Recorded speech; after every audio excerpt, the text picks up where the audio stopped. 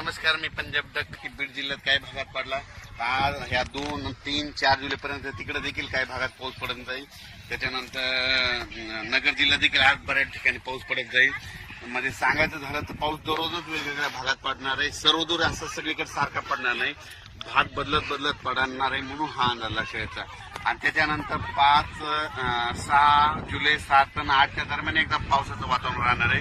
पण सगळ्यात वरून राज्याची कृपा फक्त विदर्भावर जास्त, म्हणजे विदर्भात 6-11 जिल्ह्यामध्ये मात्र तिकडल्या भागामध्ये चांगला पाऊस पडणार आहे।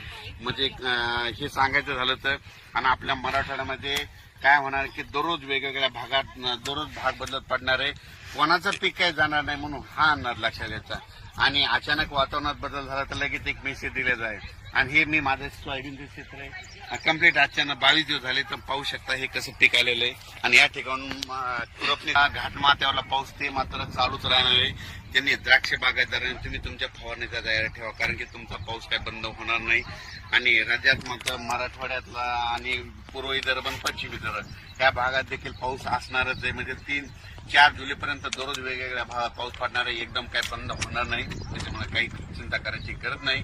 पण राज्यात सगळ्यात जास्त वरून राज्याची कृपा फक्त विदर्भावर जास्त आहे। म्हणजे 6-11 जिल्ह्यामध्ये पाऊस चालूच राहणार आहे। त्यांना एक विनंती की तुम्ही जसं वेळ भेटेल तुम्ही जसे वापसा झाली तशी तुम्ही तुमच्या पेरणी करा। धन्यवाद।